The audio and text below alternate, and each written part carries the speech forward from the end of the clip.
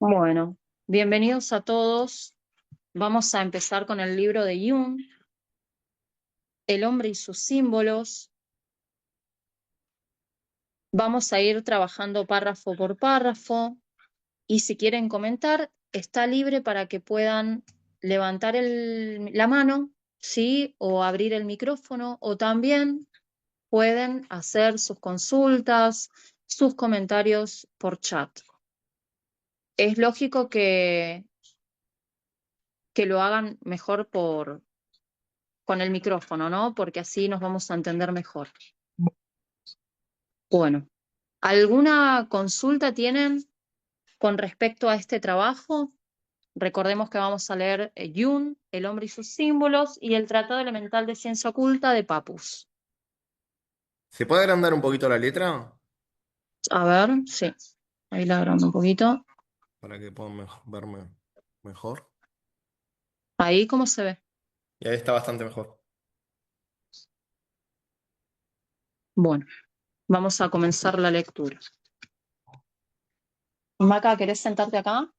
Estamos esperando a otra persona que se va a sumar presencial. Y bueno, y acá hay una aspirante. ¿Llegó Carlos? ¿Le podés abrir? Sí. Denme un segundito que llegó la otra persona que estábamos esperando.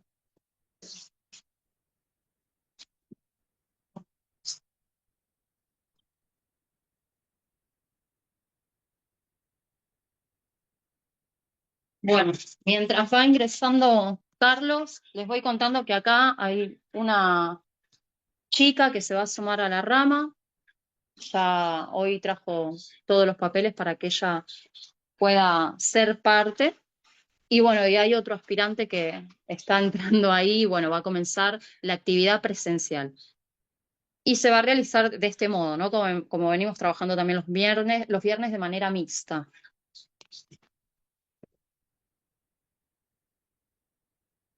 Bueno, vamos a iniciar con la lectura.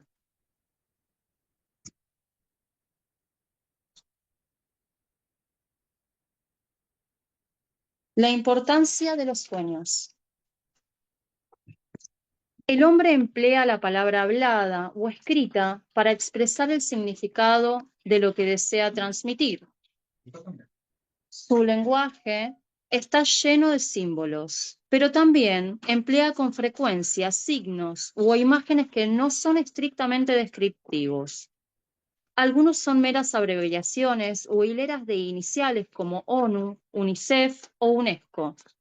Otros son conocidas marcas de fábrica, nombres de medicamentos patentados, emblemas o insignias.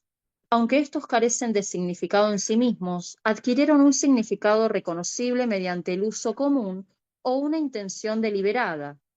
Tales cosas no son símbolos, son signos y no hacen más que denotar los objetos a los que están vinculados.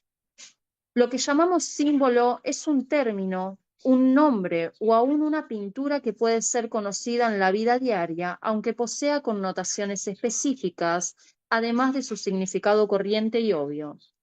Representa algo vago, desconocido u oculto para nosotros. Muchos monumentos cretenses, por ejemplo, están marcados con el dibujo de la suela doble. Este es un objeto que conocemos, pero desconocemos sus proyecciones simbólicas. A ver, voy a ir corriendo esto, que no sé por dónde va porque yo estoy leyendo del libro.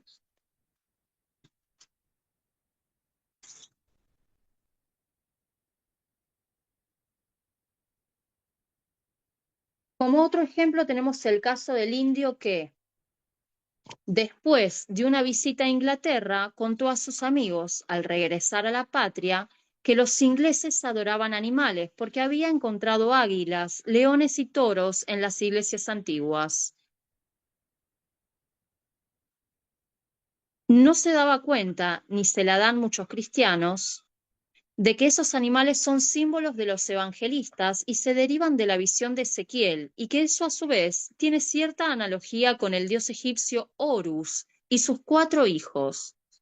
Además, Hay objetos, tales como la rueda y la cruz, que son conocidos en todo el mundo y que tienen cierto significado simbólico bajo ciertas condiciones. Precisamente, lo que simbolizan siguen siendo asunto de especulaciones de controversia.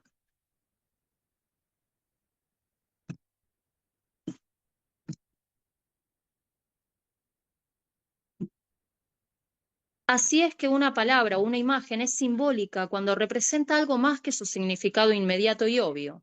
Tiene un aspecto inconsciente, más amplio que nunca, está definido con precisión o completamente explicado. Si se puede esperar definirlo o explicarlo, ni se puede esperar, disculpen, definirlo o explicarlo. Cuando la mente explora el símbolo, se ve llevada a ideas que yacen más allá del alcance de la razón. La rueda puede conducir pensamientos hacia el concepto de divino, perdón, ahí corrí, ahí, nuestros pensamientos hacia el concepto de un sol divino, pero en ese punto la razón tiene que admitir su incompetencia. El hombre es incapaz de definir un ser divino. ¿Quieres ir viéndola de acá?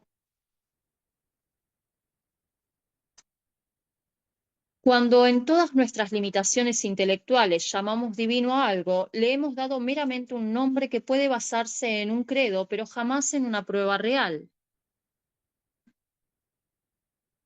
Como hay innumerables cosas más allá del alcance del entendimiento humano, usamos constantemente términos simbólicos para representar conceptos que no podemos definir o comprender del todo. Esta es una de las razones por las cuales todas las religiones emplean lenguaje simbólico o imágenes.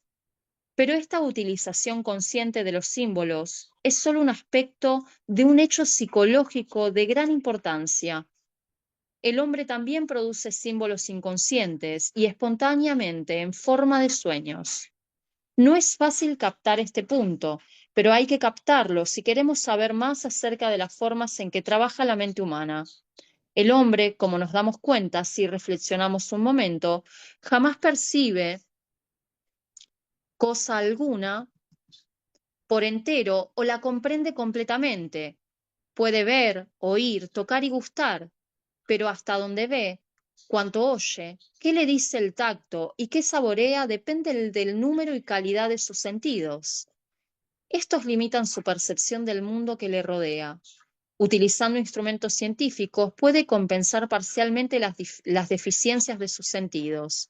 Por ejemplo, puede ampliar el alcance de su vista con prismáticos o el de su oído mediante amplificación eléctrica, pero los más complicados aparatos no pueden hacer más que poner al alcance de sus ojos los objetos distantes o pequeños, o hacer audibles los sonidos débiles. No importa qué instrumentos use, en determinado punto alcanza el límite de certeza más allá del cual no puede pasar el conocimiento consciente. Además, hay aspectos inconscientes de nuestra percepción de la realidad.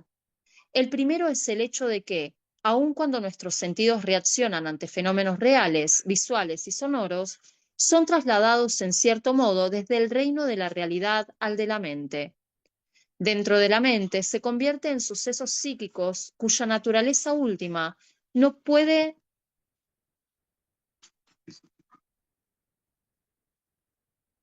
Bueno, acá hay algunas imágenes. No puede. Acá me perdí.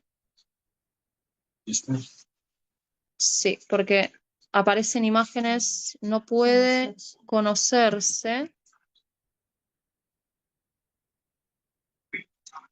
porque la psique no puede conocer su propia sustancia psíquica.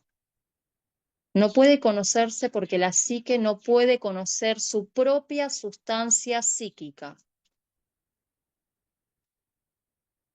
Por tanto, cada experiencia contiene un número ilimitado de factores desconocidos, por no mencionar el hecho de que cada objeto concreto es siempre desconocido en ciertos respectos, porque no podemos conocer la naturaleza última de la propia materia.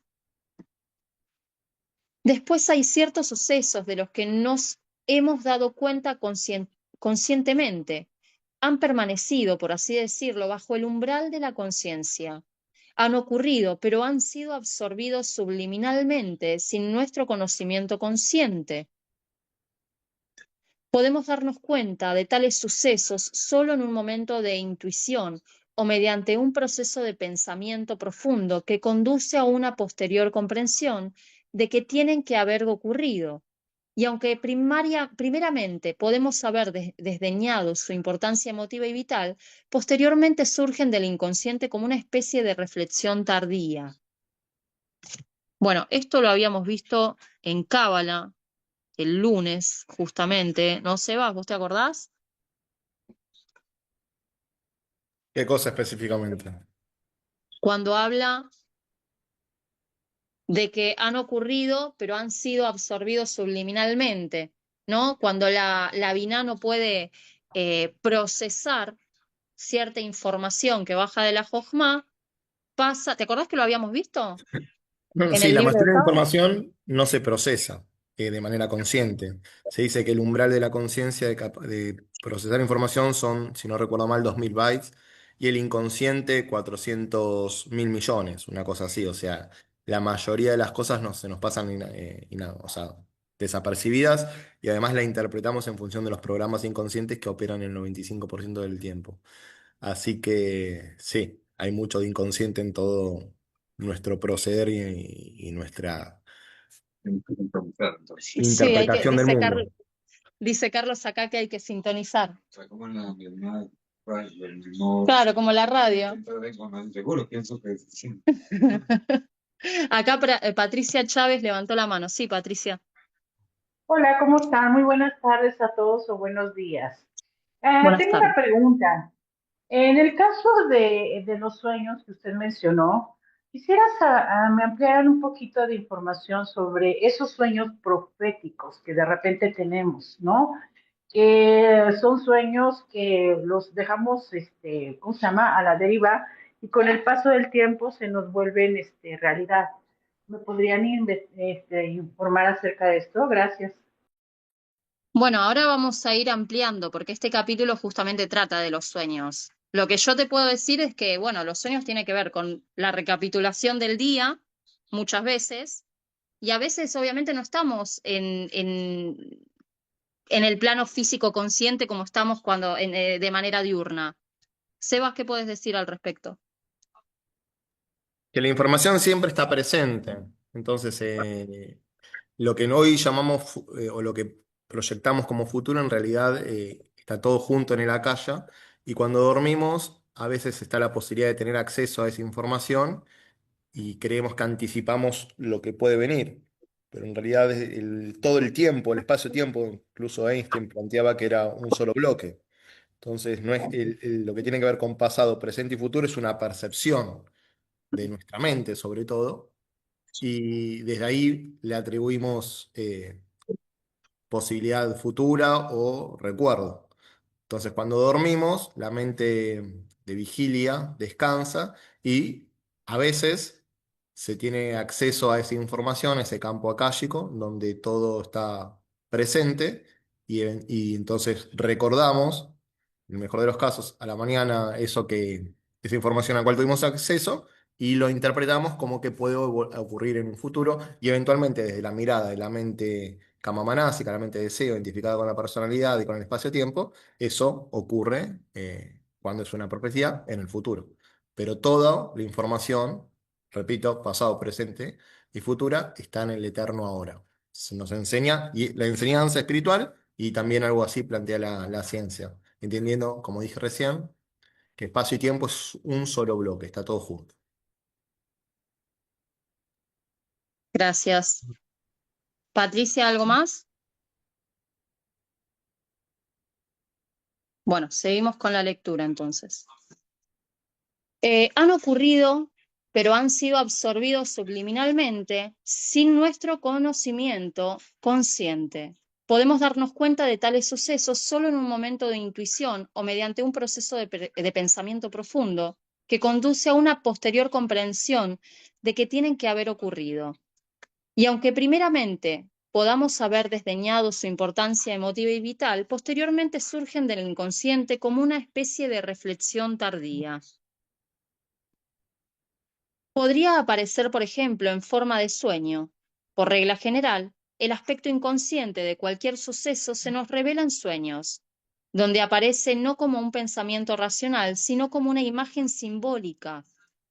Como cuestión histórica, fue el estudio de los sueños lo que primeramente facilitó a los psicólogos investigar el aspecto inconsciente de los sueños, de los sucesos, perdón, de la psique consciente. Basándose en esa prueba, los psicólogos supusieron la existencia de una psique inconsciente, aunque muchos científicos y filósofos niegan su existencia. Razonan ingenuamente que tal suposición implica la existencia de dos sujetos, o expresándolo en frase común, dos personalidades dentro del mismo individuo. Pero eso es precisamente lo que representa con toda exactitud. Y una de las maldiciones del hombre moderno es que mucha gente sufre a causa de esa personalidad dividida. En modo alguno es un síntoma patológico. Es un hecho normal que puede ser observado en todo tiempo y en cualquier lugar. No es simplemente el neurótico cuya mano derecha ignora lo que hace la mano izquierda.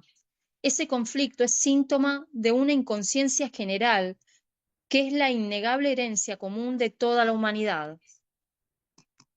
El hombre fue desarrollando la conciencia lenta y laboriosamente en un proceso que necesitó incontables eras para alcanzar el estado civilizado, que arbitrariamente se fecha con la invención de la escritura hacia el 4000 antes de Jesucristo. Y esa evolución está muy lejos de hallarse completa, pues aún hay grandes zonas de la mente humana sumida en las tinieblas. Lo que llamamos la psique no es, en modo alguno, idéntica a nuestra conciencia y su contenido. Quien quiera que niegue la existencia del inconsciente supone, de hecho, que nuestro conocimiento actual de la psique es completo. Y esta creencia es claramente tan falsa como la suposición de que sabemos todo lo que hay que saber acerca del universo. Nuestra psique es parte de la naturaleza y su enigma es ilimitado. Por tanto, no podemos definir ni la psique ni la naturaleza. Solo podemos afirmar que creemos que son y describir, lo mejor que podamos, cómo funcionan. Por lo cual, completamente aparte de las pruebas acumuladas por la investigación médica, hay firmes bases lógicas para rechazar afirmaciones como no hay inconsciente. Quienes dicen tales cosas no hacen más que expresar el anticuado misoneísmo, miedo a lo nuevo y lo desconocido. Hay razones históricas para esa resistencia a la idea de una parte desconocida de la psique humana. La conciencia es una adquisición muy reciente de la naturaleza y aún está en periodo experimental. Es frágil, amenazada por peligros específicos y fácilmente dañada. Como han señalado los antropólogos, uno de los desórdenes más comunes producidos entre los pueblos primitivos es el que llaman la pérdida de un alma, que significa, como la denominación indica, una rotura perceptible, o más técnicamente, una disociación de la conciencia. Entre tales pueblos, cuya conciencia está en un nivel de desarrollo distinto al nuestro, el alma o psique no se considera unitaria. Muchos primitivos suponen que el hombre tiene un alma selvática, además de la suya propia, y que esa alma selvática está encarnada en un animal salvaje o en un árbol, con el cual el individuo humano tiene cierta clase de identidad psíquica. Esto es lo que el eminente etnólogo francés Lucien Lévy-Bruhl llamó una participación mística. Ahí están lo que llaman los nahuales. Los nahuales, dice acá. La estrella arriba, que la estrella es como tu conexión universal, entonces el nahual te da el nombre real, como que tenés doble. A ver, no sé si se llega a escuchar lo que dice Carlos. En algunas partes de Nicaragua, el chamanismo, esto es lo que se le llamaba el nahual. Para llegar como a un grado de chamanismo, tenías que encontrar un nahual, que era una conexión con una estrella, y esa estrella te da como un nombre, te da. Es algo similar a lo que estás La diciendo. conexión mística. ¿Se escuchó? Bueno, participación mística se la llama. Posteriormente retiró ese término por presiones de las críticas adversas, pero creo que sus críticos estaban equivocados. Es un hecho psicológico muy conocido que un individuo puede tener tal identidad inconsciente con alguna otra persona o con un objeto, bueno, y acá no lo aclara Jung, pero también con un animal. Esta identidad toma diversidad de formas entre los primitivos. Si el alma selvática es de un animal, al propio animal se le considera como una especie de hermano del hombre, Poder. animal de poder, claro. A ver dónde me quedé, que me perdí. Acá. Un hombre cuyo hermano sea, por ejemplo, un cocodrilo, se supone que está a salvo cuando nade en un río infestado de cocodrilos. Si el alma selvática es un árbol, se supone que el árbol tiene algo así como una autoridad paternal sobre el individuo concernido. En ambos casos, una ofensa contra el alma selvática se interpreta como una ofensa contra el hombre. En algunas tribus se supone que el hombre tiene varias almas. Esta creencia expresa el sentimiento de algunos primitivos de que cada uno de ellos consta de varias unidades ligadas pero distintas. Esto significa que la psique individual está muy lejos de estar debidamente sintetizada. Por lo contrario, amenaza fragmentarse muy fácilmente con solo los ataques de emociones desenfrenadas. Mientras esta situación nos es conocida por los estudios de los antropólogos, no es tan ajena, como pudiera parecer, a nuestra propia civilización avanzada. También nosotros podemos llegar a disociarnos y perder nuestra identidad. Podemos estar poseídos y alterados por el mal humor o hacernos irrazonables e incapaces de recordar hechos importantes nuestros o de otros, de tal modo que la gente pregunte, ¿pero qué demonios te pasa? Hablamos acerca de ser capaces de dominarlos, pero el autodominio es una virtud rara y notable. Bueno, acá hay una imagen que dice disociación, significa una escisión en la psique, la cual produce una neurosis. Un famoso ejemplo literario de este estado es el Dr. Jekyll y Mr. Hyde. Sería, pierdes un poco y Se disocia. Sí. no, tenés un poco y es un poco así, como que te capaz de quedarse en el aire. Seba, vos que sos psicólogo, ¿podés agregar algo con respecto a la disociación de la psique? Claro.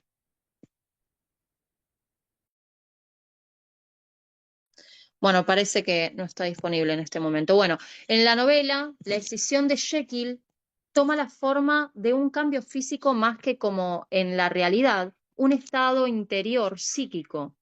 Bueno, en la izquierda se ve a Mr. Hyde de la película de 1932. Cami, perdón, yo arranqué con Sí. mi paciente, después vuelvo. Dale, dale, no hay problema. Los pueblos primitivos llamaban a la disociación pérdida de un alma. Creían que el hombre tenía un alma selvática, además de la suya propia. Y ellos también pensaban que estaban todos conectados a uno solo. Pero vos soy yo soy vos. Entonces, si te pasaba algo a mí, era directamente proporcional a vos. Entonces, como la gente cree que no, hay una relación con grasa, con todo eso. No lo sentimos tan fuerte, pero a grados de energía chiquitos, se está destruyendo también. Cada vez que muere alguien en gana, muere parte de vos en tu interior. Claro. Es como una conexión de todos. Y bueno, esa unidad está presente. Sí, Para sí, sí. algunos es perceptible, para otros no. Bien. Mi colega maestro me hacía el ejemplo y me decía, mira, tenemos como un árbol. El árbol sería nuestra fuente y cada uno de nosotros tenemos una hoja. Entonces estamos dentro de la fuente, pero estamos separados. Entonces era Una buena. claro, el árbol está junto con todos sus hojitas, pero cada hojita es un ser que hace conjunto con todo Es eso. la fractalidad. Claro.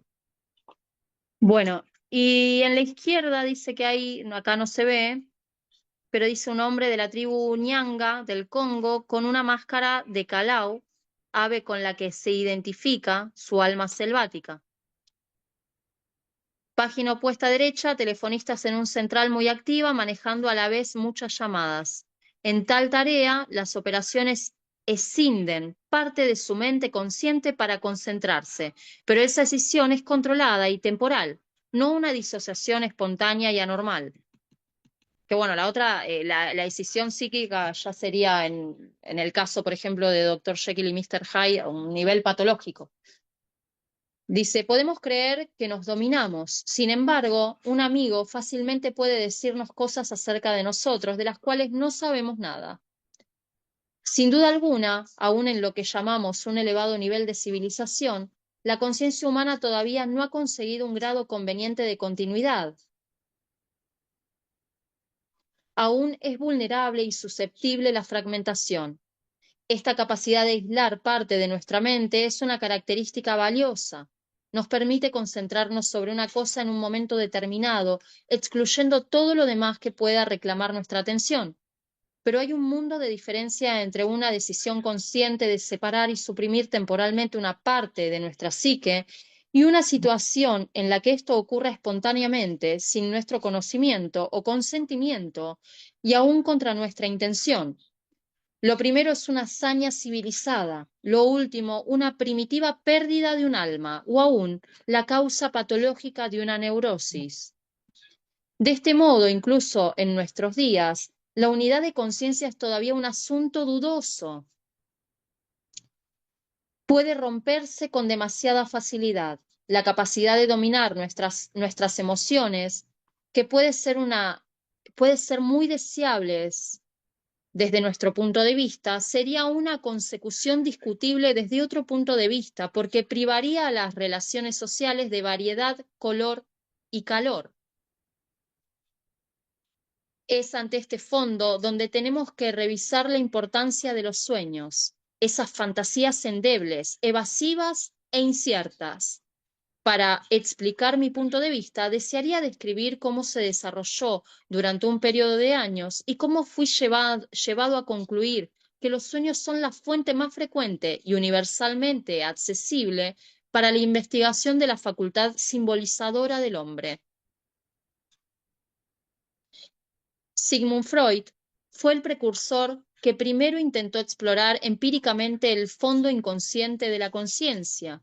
Trabajó con la presuposición general de que los sueños son algo casual, si no están asociados, no son algo casual, perdón, sino que están asociados con pensamientos y problemas conscientes. Esta presuposición, por lo menos, no era arbitraria. Se basaba en la conclusión de eminentes neurólogos, por ejemplo, Pierre Janet, de que los síntomas neuróticos se relacionan con cierta experiencia consciente. Hasta parecen ser zonas escindidas de la mente consciente. En otra ocasión y bajo circunstancias distintas, pueden ser conscientes. Antes del comienzo de este siglo, Freud y Joseph Breuer habían reconocido que los síntomas neuróticos, histeria, ciertos tipos de dolor y la conducta anormal tienen de hecho pleno significado simbólico. Son un medio por el cual se expresa el inconsciente, al igual que hace por medio de los sueños, que del mismo modo son simbólicos. Un paciente, por ejemplo, que se enfrenta con una situación intolerable puede provocar un espasmo siempre que trate de tragar. No puede tragarlo. En situaciones análogas de tensión psíquica, otro paciente tiene un ataque de asma. No puede respirar el aire de casa. Un tercero sufre una peculiar parálisis de las piernas. No puede andar, es decir, ya no puede andar más. Un cuarto que vomita cuando come no puede digerir cierto hecho desagradable. Podría citar muchos ejemplos de esta clase, pero tales reacciones físicas son solo una forma en la que los problemas que nos inquietan pueden expresarse inconscientemente.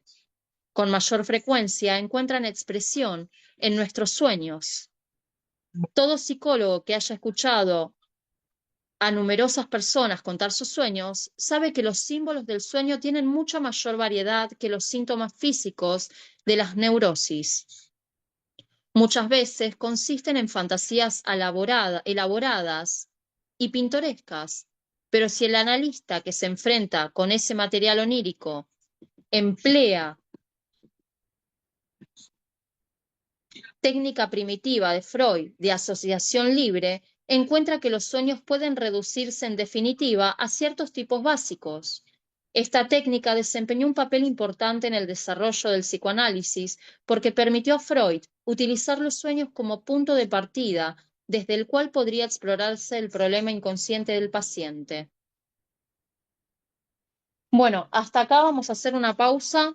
Es subjetivo, porque cada paciente tiene símbolos distintos en su cabeza. En realidad no son símbolos distintos. Hay símbolos que son colectivos. De hecho, justamente lo que habla de los arquetipos colectivos ya están instalados de manera cultural, religiosa, familiar. Por eso están preconcebidos ya desde el primer lenguaje, que es la madre amamantando. Solo tienes que, tipo en mitocondria, en la célula, esa información. Y esa información está ahí. Sí, de hecho se había hecho un experimento con simios que estaban en una isla y con otros que estaban en otra isla, y cuando se iban pasando, habían aprendido a hablar en señas, y se iba pasando esa información de manera genética. Entonces los bebés ya venían, de los simios ya venían con una naturalidad para aprender a hablar en señas. Nos pasó con el pelo y todo.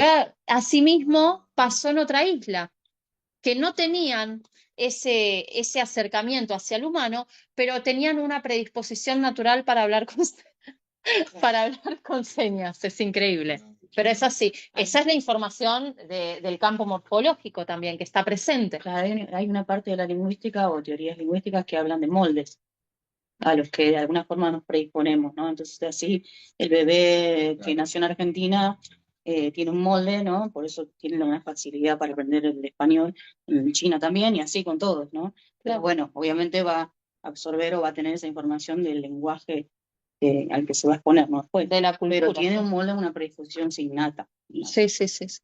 Bueno, ¿hasta acá alguien quiere hacer algún comentario?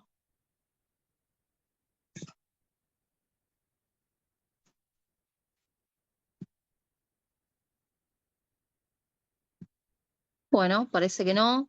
Hay 12 personas conectadas. Bienvenidas a todos. Vamos a dejar por hoy lo de Jung acá, en este párrafo. Sí, la página del PDF, ahí te digo, dame un segundito. Es la página 21 del PDF. ¿Cómo? ¿Suiza? Young, de Suiza. Creo que sí. Y vamos a pasar ahora al tratado elemental de ciencia oculta. ¿Hasta acá alguien quiere decir algo con respecto a lo que vimos de Jung, a esta primer partecita de Jung?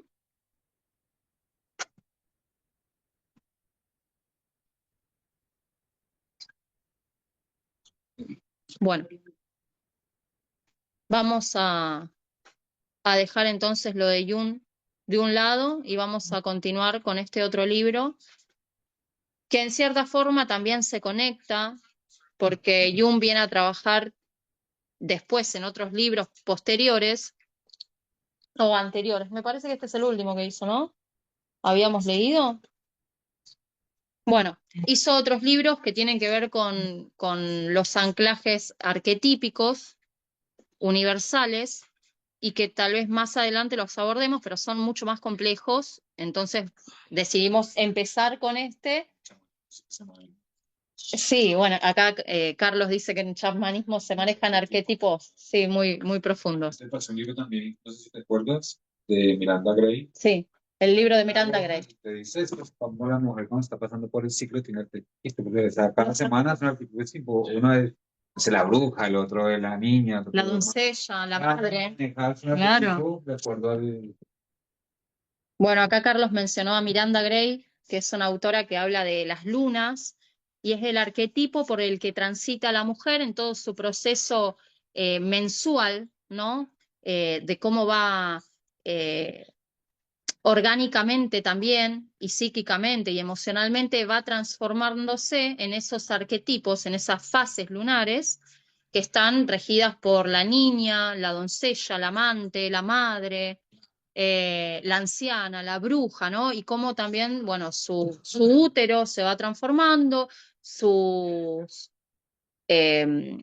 óvulos también, ¿no? Y tiene todo un proceso de muerte, ¿no? La mujer va transitando por todo un proceso de muerte hasta que desecha el óvulo y está en una etapa introspectiva, en una etapa de sabiduría que se le llama la anciana o la bruja. Es un muy buen libro para... Como lo que muere en vos le da vida a la tierra, o sea, que salga, muchas chicas tienen su periodo, tenían su periodo, y agarraban y tiraban la toallita a la caneca, botaban la sangre cuando lo que tenían que hacer era remojar en agua y eso echarle a las plantas, porque no te funciona más porque ya fue perdiendo los nutrientes que tiene para tu cuerpo, pero sigue teniendo una carga de minerales y cosas importantes. Si vos le echas a las plantas, mejor que cualquier abono, cualquier... Pero y por eso no es- supuesto. Hay gente, hay chicas que las toman también, y de hecho se hace un trabajo alquímico que se destila la sangre y luego se saca la esencia de esa sangre, que es lo que te sirve para Es recuperarte. espiritual, es espiritual. Es muy espiritual, sí, por supuesto, pero Bueno, bueno, occidentalmente no me se... parece maestro porque yo el laburo me pasó mucho, de empezar a tener contacto mucho con las chicas y darte cuenta cómo los hombres han castrado ese tema. Entonces es como que ahora por ahí está un poco mejor, pero el hombre siempre era como que daba asco, como que me tengo que ir porque se pone loca, como que la idea siempre del hombre fue como, se enloquece porque se van y nunca entraron en el proceso de acompañar. Entonces, si vos lees un libro y decís, bueno, esta semana va a estar así, entonces yo tengo que ir por este lado. Claro. No acompañan, la mayoría, en vez de acompañar, se vuelven más molestos Sí. y terminan haciéndose más cargosos y más cuando lo que ustedes necesitaban por ahí era. Bueno, porque ahí justamente hay un Está arquetipo claro. colectivo funcionando. Un tema y se te abre porque tiene que ver con todo eso, claro. Es como que de acuerdo a cómo te lo clavaron, vos vas a accionar después. Incluso químicamente aparece Sí. la testosterona en la mujer y nadie, Sí. nadie sabe, nadie piensa que la mujer puede tener testosterona. Claro. En ese periodo sube, Sí. aparece. Claro. Sí, los hombres también tienen su andropausia, que es como una menopausia también, pero los hombres también tienen un momento en la edad en que van a tener semanas que están histéricos, semanas en que están muy sensibles, semanas en que... Claro. Y o sea que no es que solamente ustedes... es que bueno, no se profundiza sobre eso. No se profundiza, claro. Y las relaciones hasta el sol de hoy son demasiado superfluas. La gente como que se baja solamente en lo físico, contacto físico, y no nutren después lo otro, como que todo lo otro se va... Bueno, ahí hay arquetipos que están funcionando en nosotros, ¿no? En nosotros funcionan los dos aspectos, obviamente uno con mayor profundidad y a nivel biológico, pero los dos aspectos están funcionando, el sol y la luna. Y sos parte de los dos, es que no naciste solo de tu madre ni solo de tu padre, están los dos espíritus ahí dentro. Y sí. Así que bueno, hasta acá, ¿alguien tiene algo más para comentar, para acotar? Sí. Te pido un poquito de agua. Hay nociones preliminares, pero acá, mira, no sé si en el libro están, en el PDF están. A ver. Bueno, tenemos acá en el libro físico las nociones preliminares que en el PDF me parece que no están. A ver. Ah, sí, sí, sí, están. Bueno, empecemos, sí, de las nociones preliminares y después pasamos al primer capítulo. Bueno, nociones preliminares. La triunidad, la correlaciones y analogías, el astral. La historia consigna el hecho de que los más grandes pensadores de la antigüedad que vio nacer nuestro occidente fueron a perfeccionar su instrucción en los misterios egipcios. La ciencia enseñada por los detentadores de dichos misterios es conocida por distintos nombres tales como ciencia oculta, hermetismo, magia, ocultismo, esoterismo, etc. Siempre idéntico en sus principios, este código del saber constituye la ciencia tradicional de los magos, que ordinariamente designamos con la denominación de ocultismo. La aludida ciencia abarca la parte teórica y la práctica de un gran número de fenómenos. Una pequeña porción de ellos solamente forma en la actualidad el campo de magnetismo y de las evocaciones llamadas espiritualistas. Tales prácticas, comprendidas en el estudio de la psicurgia, no eran ni representaban más que una pequeña sección, entiéndase bien, de la ciencia oculta, que abarca tres grandes divisiones: teurgia, magia y alquimia. El estudio del ocultismo resulta tener una importancia capital desde los dos diferentes puntos de vista. Ilumina el pasado presentándolo bajo un aspecto novísimo y permite al historiador que contemple a la antigüedad en forma hasta hoy poco conocida. Por otra parte, este estudio ofrece al investigador contemporáneo un sistema sintético de afirmaciones que ha de comprobar la ciencia y de ideas respecto de energías casi ignoradas, energías pertenecientes a la naturaleza y al hombre, cuyo reconocimiento corresponde a la observación.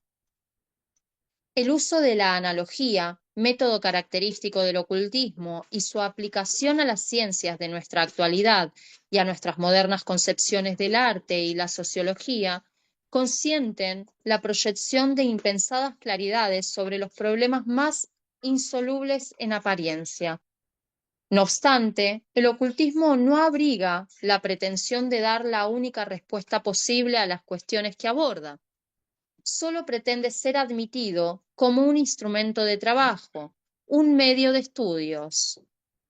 Únicamente la más indisculpable vanidad podría hacer creer a los adeptos de las verdades esotéricas, que son los poseedores de la verdad absoluta, en la que quiera que fuese. El ocultismo es un sistema filosófico que contiene la solución de aquellas cuestiones que más frecuentemente preocupan a la humana inteligencia. Pero, ¿será esta solución la respuesta única a la verdad? La observación y los experimentos son los encargados de decirnos la última palabra. Para eludir toda oportunidad de falsas interpretaciones, el ocultismo debe dividirse en dos partes principales. Una que es permanente y constituye la base de la tradición, se puede hallar en todas las obras de los hermetistas, cualquiera que fuere su época y origen.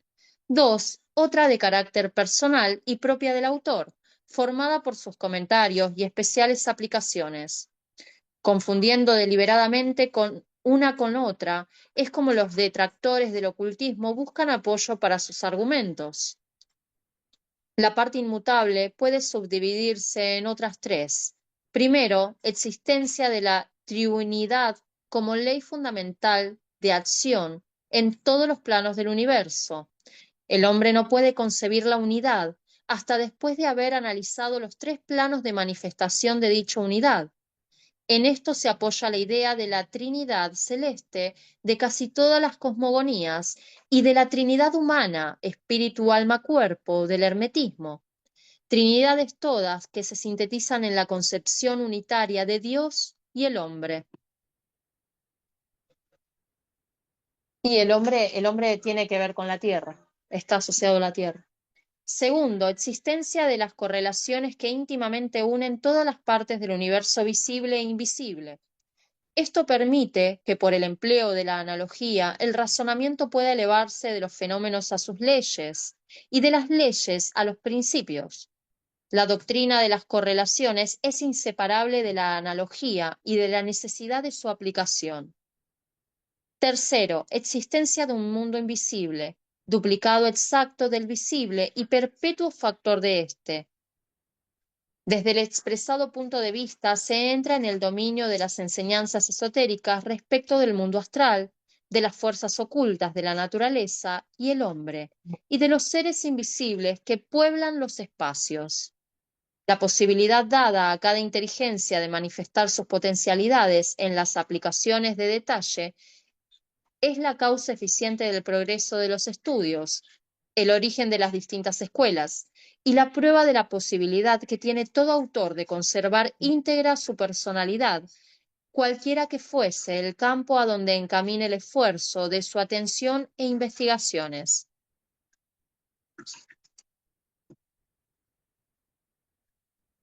Bueno, y acá pasamos a la primera parte que habla de la teoría. ¿Hasta acá tienen algún comentario? Bueno, vamos a seguir entonces con la lectura. La ciencia de los antiguos. La ciencia de los antiguos, visible manifestación de lo invisible, definición de la ciencia oculta. En la actualidad es probable que se tenga demasiada inclinación a confundir las ciencias con las ciencias, una con minúscula y la otra con mayúscula, que no es la misma cosa, pues si ésta es siempre igual, siempre inmutable en sus principios, aquellas, por el contrario, varían según lo que quiere según lo quieren el parecer y los deseos de los hombres. Así, Lo que hace un siglo, por ejemplo, era una científica verdad de la física, hoy está muy cerca de hundirse en las fantásticas regiones de lo fabuloso. Recuérdese el caso del flogisto. Y débese, como ya lo hemos indicado, a que estas cuestiones relativas a hechos particulares constituyen el dominio propio de las ciencias, con mayúscula, dominio en el cual los señores de él cambian a cada paso.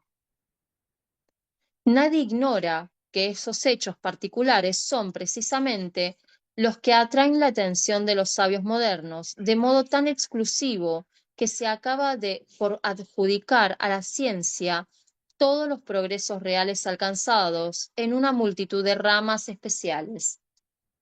El defecto de tal manera de proceder surge cuando se trata de reunirlo todo, de construir realmente la ciencia condensándola en una síntesis, expresión total de la verdad eterna. La idea de crear una síntesis que abrace en pocas e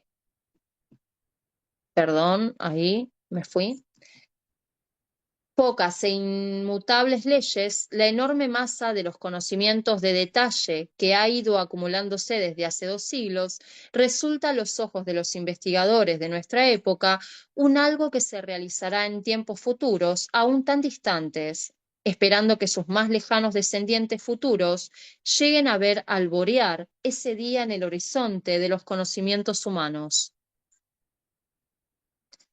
Seguramente tenemos una audacia increíble al afirmar que esa síntesis ha existido, que sus leyes son verdaderas hasta el punto que del modo más estricto se acoplan a los descubrimientos modernos, teóricamente hablando, y que los iniciados egipcios de las épocas de Moisés y de Orfeo las conocían del modo más íntegro y definitivo. Sostener que la ciencia ya existía es la más remota antigüedad sirve ante la mayoría de las personas de sano juicio para granjearse fama de cándido o de embustero. Sin embargo, me propongo llegar a probar esta paradójica pretensión y solo ruego a mis impugnadores que me concedan aún unos instantes de atención. Lo primero que se me preguntará, ¿en dónde existen las huellas dejadas por tal sabiduría de los antepasados? ¿Qué clase de conocimientos abarcaba? ¿Qué descubrimientos de carácter práctico ha producido? ¿Cómo podía llegarse a poseer esta pretendida síntesis de los humanos conocimientos? Considerando el asunto con la debida imparcialidad, se llega a la convicción de que no faltan los materiales necesarios para reconstruir ese arcaico saber.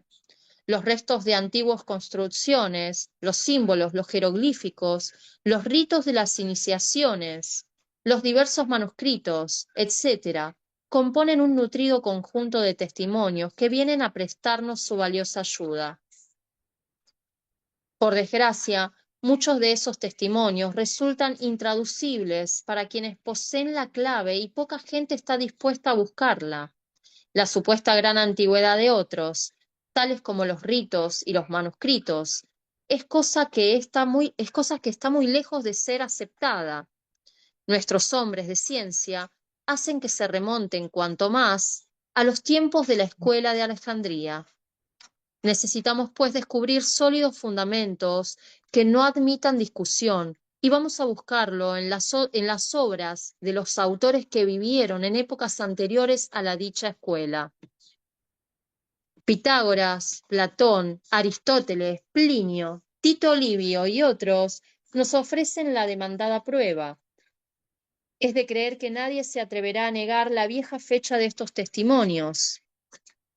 Verdaderamente no es nada fácil y sencillo la búsqueda de datos referentes a la ciencia arcaica, sacando uno por uno de la lectura de los viejos escritores, y debemos innegable gratitud a los que se han cuidado de realizar esta labor, llevando a feliz término tan estupenda empresa. Entre los varios que la han efectuado, no pueden merecer olvido Dutens, Fabre de Olivet y Saint-Yves d'Alveire, que bueno, yo les comentaba al principio que Papus colaboró con todos estos autores y entre ellos Saint-Yves d'Albedre, que creó el arqueómetro, que es una síntesis de toda la sabiduría antigua plasmada en este arqueómetro que tiene lenguaje adámico, sánscrito, hebreo, y también tiene el I Ching, tiene astrología, tiene los 7 rayos, y bueno, cada persona tiene, en ese arqueómetro se busca su rayo de la personalidad, su rayo del alma. Oráculos. Sí, no sé si lo llamaría un oráculo. Como Yo lo tengo, el libro ahí, es muy interesante y más de una vez he compartido la imagen. Después la voy a compartir. Bueno, abramos el libro de Dutens y veremos los efectos obtenidos por la ciencia antigua. Leamos a Fabre d'Olivet y a Saint-Yves d'Albedre, y con ellos penetraremos en los templos donde irradia una civilización cuyas manifestaciones dejan atónitos a los hombres cultos de hoy.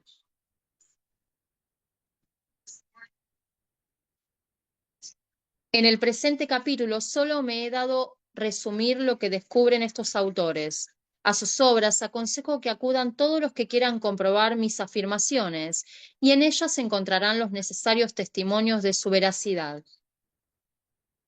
En lo tocante a la astronomía, los antiguos conocieron el giro de la Tierra alrededor del Sol, Dutens, capítulo 9. La teoría de la pluralidad de los mundos habitados, Dutens, capítulo 7. La atracción universal, Dutens, capítulo 6. Las mareas originadas por la Luna. La composición de la Vía Láctea y particularmente la ley que inmortaliza a Newton. A propósito de este asunto, no resistiré al deseo de copiar 2 párrafos de Dutens muy significativos. Uno reproduce lo que acerca de la atracción universal enseña Plutarco, y el otro se refiere a la ley de los cuadrados de Pitágoras. Plutarco, que conoció casi todas las más gloriosas verdades de la astronomía, vislumbra la fuerza recíproca que hace gravitar a los planetas los unos hacia los otros, y ansioso de esclarecer la razón que explica por qué los cuerpos tienen infaltable tendencia a caer al suelo, halla el origen en una mutua atracción entre todos, causante de que la Tierra haga que graviten hacia ella los cuerpos terrestres. Lo propio que el Sol y la Luna hacen gravitar hacia sus masas las partes que les pertenecen, reteniéndolas en virtud de una atractiva energía en su esfera particular. Enseguida hace aplicación de estos fenómenos especiales a otros más generales y teniendo en cuenta cómo ocurren las cosas en nuestro globo, deduce, en virtud del mismo principio, cómo han de ocurrir respectivamente en cada uno de los cuerpos siderales. Luego los estudia desde el punto de vista de las correlaciones que entre ellos debe existir según el indicado principio.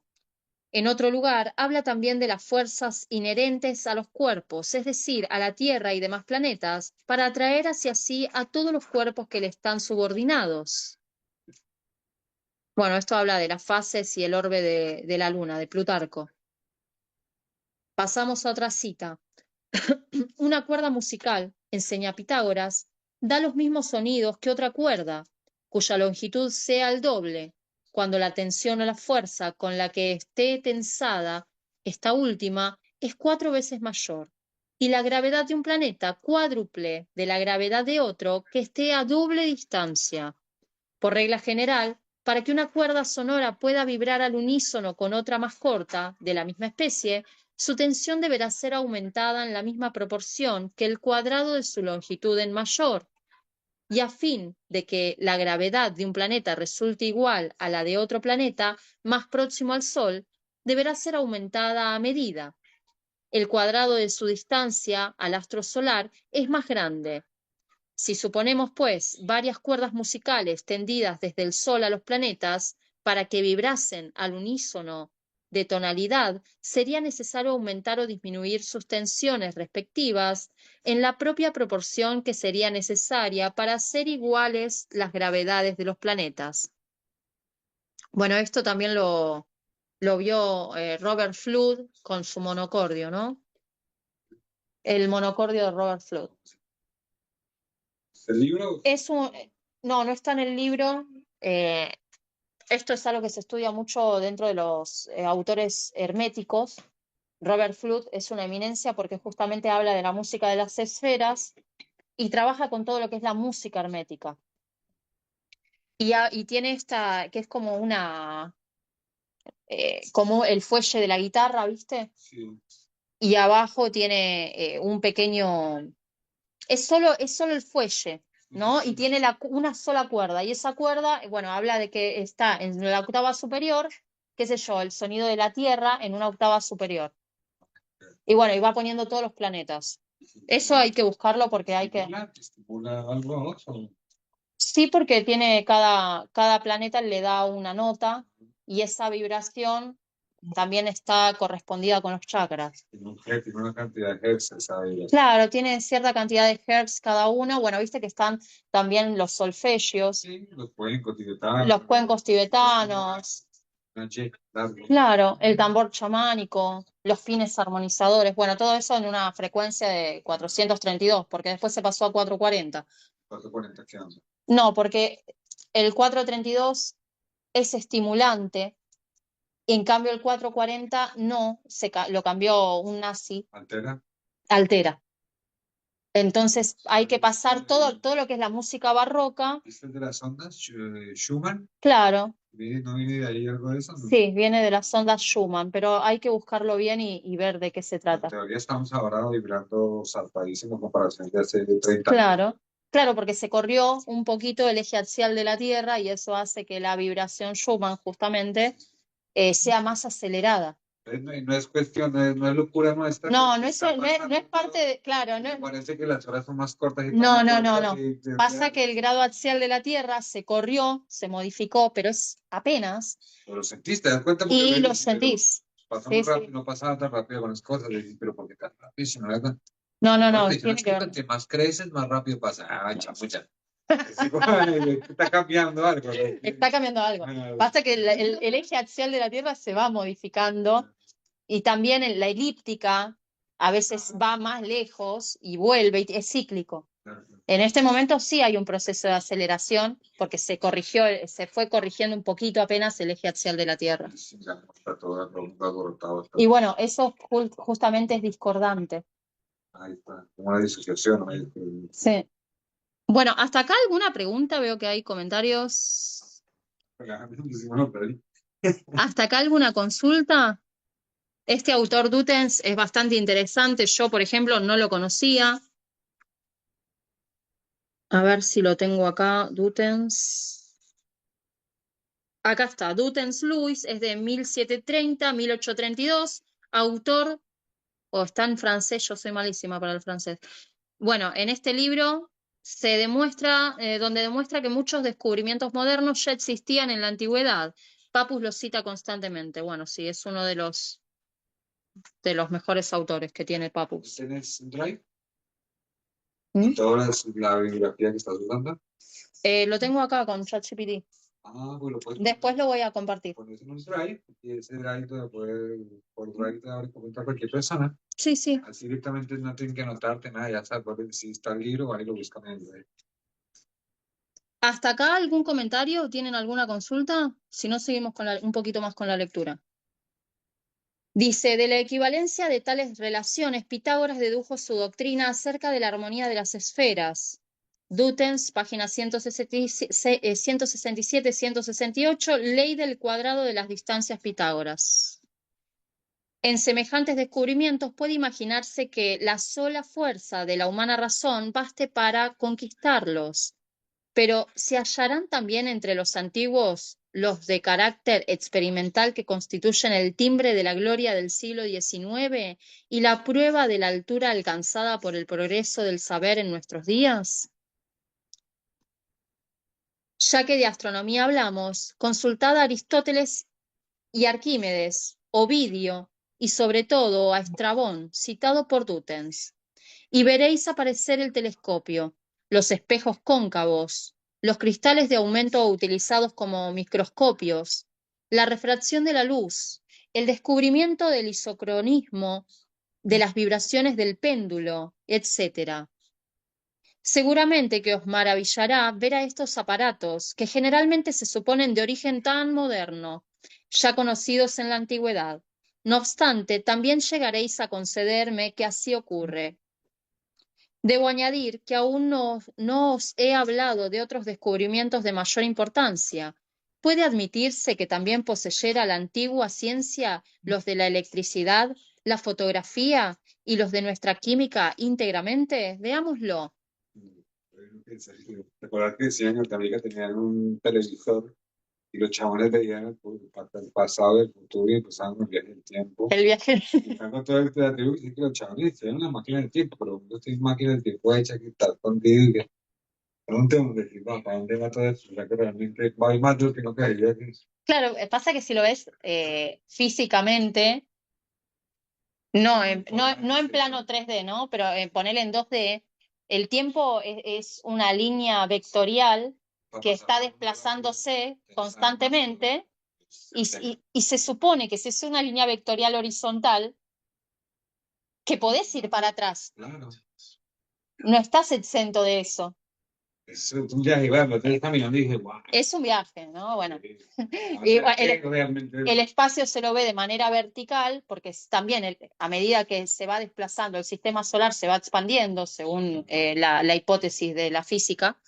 Entonces son dos líneas vectoriales, una vertical que es la del espacio que se va expandiendo a medida que el sistema solar está en estado de desplazamiento, y después la línea vectorial horizontal que representa lo temporal.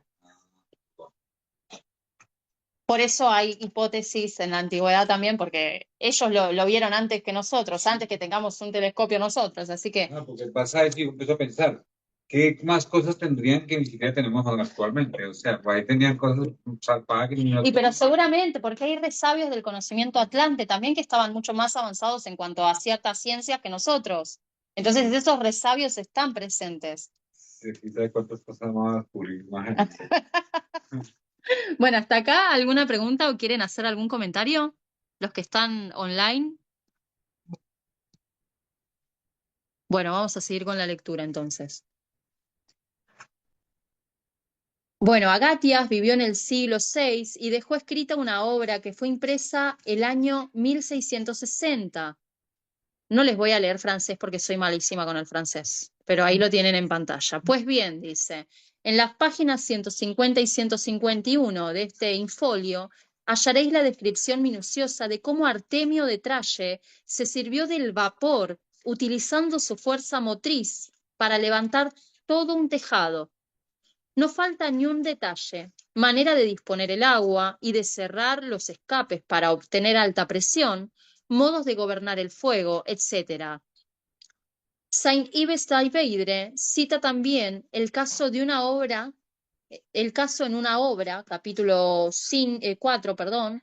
En ella nos hace ver que en aquellos tiempos la ciencia era cosa bien conocida desde muy anterior antigüedad.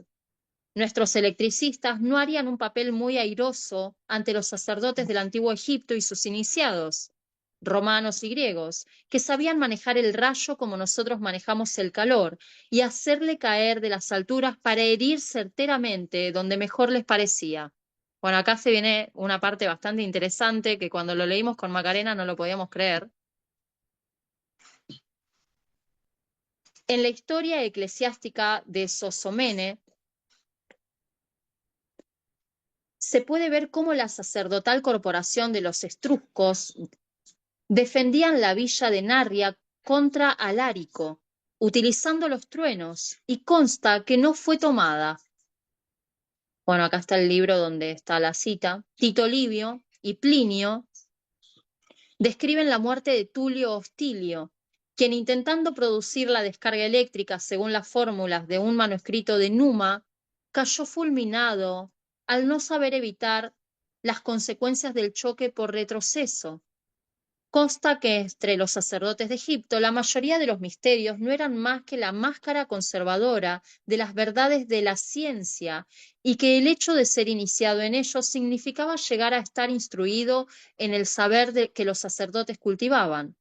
Por esto se dio a Júpiter la denominación de Elisius, es decir, Júpiter eléctrico, considerándole la personificación del rayo, que se dejaba atraer a la Tierra por la virtud de ciertos conjuros y de determinados misteriosos modos de actuar, porque Júpiter Elíseus significa pura y sencillamente Júpiter susceptible de atracción. Elíseus proviene de licere, según nos enseñan Ovidio y Varrón, Dutens tomo 1. Bueno, acá hay una cita en francés que olvídense, no la voy a... No, no, es latín esto, es latín. No está claro, en el capítulo 4 de la misión de, bueno, eso sí francés, se puede leer lo siguiente. El manuscrito de Pancelene, monje de Latos, revela, según lo que dicen antiguos autores jónicos, la aplicación de la química a la fotografía. Este detalle ha sido evidenciado con ocasión del proceso de Niepce y de Daguerre. La máscara oscura, los aparatos de óptica, la sensibilización de las placas metálicas, todo está allí descrito muy extensamente. En cuanto a la química de los antiguos, tengo excelentes razones para opinar, apoyado en lo que sé de cuestiones de alquimia, que era muy superior desde el doble punto de vista de la teoría y la práctica a nuestra química actual. Mas como hay que apoyarse en hechos verídicos y no en meras razones, nos conviene seguir escuchando a Dutens. Los antiguos egipcios, dice, conocieron el modo de trabajar los metales, el dorado, el tinte de la seda en diversos colores, la vidriería, el modo de hacer salir las crías por incubación artificial de los huevos, la forma de extraer los aceites medicinales de las plantas y preparar el opio, la cerveza, el azúcar, que ellos denominaron miel de caña, y muchas clases de ungüentos. Sabían destilar y conocían los alcalis y los ácidos. En Plutarco, véase Vida de Alejandro, en el capítulo mencionado, de Herodoto. En Seneca, en Cuestiones Naturales, en Quinto Curcio, en Plinio. Bueno, acá da un montón de citas que estaría buenísimo ir y verlas. Hay que ver si están todas expuestas en internet, ¿no? También. Se pueden recoger noticias de nuestros ácidos, nuestras bases, nuestras sales, nuestro alcohol y nuestro éter. En resumen, los verídicos y elocuentes indicios de una química inorgánica y orgánica, de lo cual los autores no podían o no querían transmitir la clave reveladora. Igual opina Saint-Yves, viniendo a robustecer lo que dice Dutens. Pero aún queda algo por decir. Nos referimos a los cañones y a la pólvora. Porfirio, en su obra sobre la administración del imperio, describe la artillería de Constantino Porfironecte. Valeriano, en su vida de Alejandro, nos habla de los cañones de bronce que usaban los indios indostánicos. En Tesias se hallarán informes referentes al fuego griego, obtenido por la mezcla de salitre, azufre y de un hidrocarburo, empleado mucho antes de Mino, en Caldea, en Irán y en las Indias, donde se le conoció con el nombre de fuego de Brarawa. Este nombre alude al sacerdocio de la raza roja y recuerda al primer legislador de los negros indostánicos, lo que de por sí indica una inmensa antigüedad. Heródoto Justino, Pausanias, hablan de minas torpederas que devoraron bajo una lluvia de pedernales y de proyectiles rodeados de llamas, las huestes de los persas y los galos, invasores de Delfos. Servio, Valerio Flaco, Julio el Africano y Marco Graco describen la pólvora de acuerdo con lo que enseñan antiguas tradiciones. El últimamente citado llega a dar las mismas proporciones que tiene la fabricada actualmente, Saint-Yves d'Albedre. En otro orden de los conocimientos, observamos que las pretendidas revelaciones medicinales modernas, como por ejemplo la circulación de la sangre y la antropología y la biología en general, fueron acabadamente conocidas en la antigüedad, sobre todo por Hipócrates. En rigor de verdad se podría admitir lo que aquí se dice, Me objetaréis, porque frente a cada descubrimiento de ahora siempre se puede hallar a alguien que demuestre a propósito de todo que este o aquel viejo autor de hace siglos habla del asunto más o menos claramente. Pero ¿existe alguna experimentación de los hombres en la antigüedad que nosotros ignoremos? ¿Algún fenómeno físico o químico que nos sea imposible reproducir?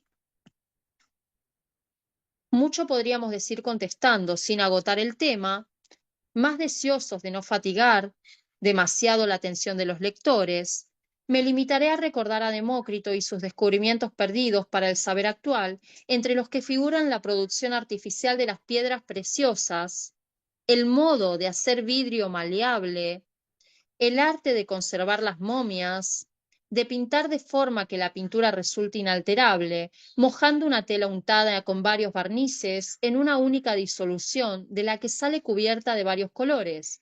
Todo esto sin hablar de los productos que usaban los romanos para su arquitectura. ¿Por qué tales cosas son aún hoy tan poco conocidas? Quizá reconozca por origen la costumbre de los clásicos autores de la historia de copiarse entre sí recíprocamente, sin preocuparse de lo que digan los historiadores ajenos respecto de los asuntos que les interesa conocer. Quizá también por el hábito de las gentes que solo prestan crédito a sus periódicos, a determinadas enciclopedias redactadas, Dios sabe de qué forma. Quizá, pero no perdamos el tiempo buscando razones cuya posesión para nada práctico nos puede servir. El hecho es real y positivo y esto basta. La ciencia antigua ha dado múltiples pruebas de su veracidad, así que será preciso creer o negar para siempre el testimonio de los hombres. Y como quiera que necesitemos saber dónde y cómo se enseñaba esta ciencia, la Mission de Fuchs nos va a decir algo a modo de contestación. La educación e instrucción elementales eran dadas por la familia después de la Calipedia. Estaba religiosamente constituida según los ritos de culto de los antepasados y de los sexos en el hogar, y por otras ciencias que es inútil que recordemos aquí. La educación e instrucción profesionales eran dadas por los que los antiguos italianos denominaban la gens y los chinos la fin. En una palabra, por la tribu, concediendo a esta palabra su antigua y muy poco conocida significación. Los estudios más completos, semejantes a los de nuestra segunda enseñanza, correspondían al adulto, siendo labor de los templos, y se llamaban misterios menores. Las personas que habían logrado tener a costa, a veces de largos años, los conocimientos naturales y humanos de los misterios menores, recibían el título de hijos de la mujer, de héroes de hijos del hombre, y adquirían determinados poderes sociales, tales como la terapéutica en todas sus ramas, la mediación cerca de los gobiernos, la magistratura arbitral, etc. Los misterios mayores completaban estas enseñanzas con otras series de ciencias y de artes, cuya posesión concedía al iniciado los títulos de hijo de los dioses e hijo de Dios, según que el templo fuera o no metropolitano, y además ciertos poderes sociales denominados sacerdotales y reales. Es pues en el santuario donde estaba escondido el saber, cuya existencia real hemos buscado y seguiremos persiguiendo cada vez más ceñidamente. Henos ya a la puerta de estos misterios, de los cuales todos hablan, aunque sean tan contados los que puedan decir, en verdad, que los conocen. Mas para ser admitidos a sufrir la iniciación de ellos, sería indispensable pertenecer a alguna categoría especial, resultando que una parte de la nación vivía en el seno de las tinieblas de la ignorancia, explotada por los iniciados que salían de una casta superior. En manera alguna, cualquier hombre, y escuchen esto, cualquier hombre, fuere cual fuere su condición social, podía pedir la iniciación. Y por si se duda de mis palabras, a los que desconfíen les remitiré a la obra de Saint-Yves para el desarrollo del tema en general, y recordaré a un autor muy instruido en tales cuestiones para esclarecer nuestro particular punto de vista. Aludo a Fabre de Olivet, cuyas afirmaciones son las que siguen. Las antiguas religiones, y muy especialmente la de los egipcios, estaban llenas de misterios. Una multitud de imágenes y de símbolos componían la trama, muy admirable, por cierto, sagrada obra de una no ininterrumpida serie de hombres divinos, quienes leyendo alternadamente en el libro de la naturaleza y en el de Dios, traducían el lenguaje humano lo que ambos textos expresan en el inefable idioma. Bueno, ya son las 4, vamos a dejar hasta acá. ¿Hasta acá quieren hacer algún comentario? Es un poquito denso al principio. Después, bueno, vieron que comenta varias cosas de la ciencia antigua, que hoy por hoy no sabemos cómo las hacían. Bueno, tenemos un montón de ejemplos, ¿no? De cómo se hicieron las pirámides y otras, nada, y otros resabios de la humanidad, ¿no? Que están ahí de civilizaciones anteriores. Sí, eso es la medicina. Las medicinas, sí, la medicina china. O sea, sí te puede salvar y no la usa. Sí, sí, sí, por supuesto. ¿Algún comentario para hacer al respecto de los que están conectados? Bueno, por hoy vamos a dejar hasta acá.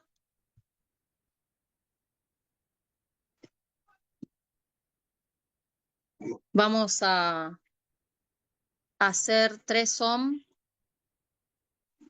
para cerrar la lectura de hoy. Y ahora cualquier cosa quieren dejar en el chat, yo los agrego o lo hablamos. Pero primero vamos a cerrar con un pequeño alineamiento del monosílabo sagrado om, inhalando y exhalando por nariz ¿Cómo? 3 veces de manera uniforme y profunda. Eso, pues, por ahí. Bueno.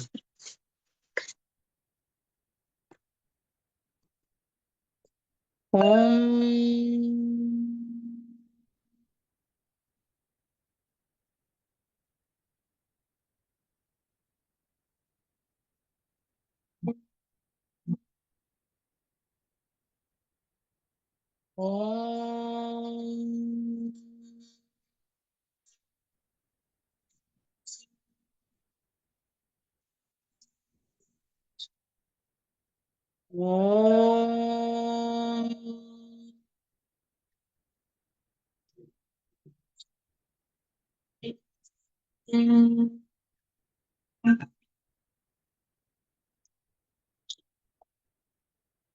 Bueno, muchas gracias a todos. Voy primero a cerrar la grabación.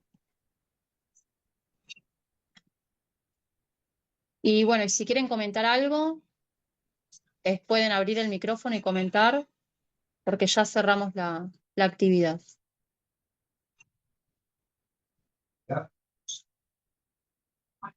Diga. Bueno, no tienen nada para decir, no sé si están presentes o no. Se durmieron. Se durmieron, me parece. Bueno, a ver si puedo cerrar la grabación. Ahí está. Buenas tardes.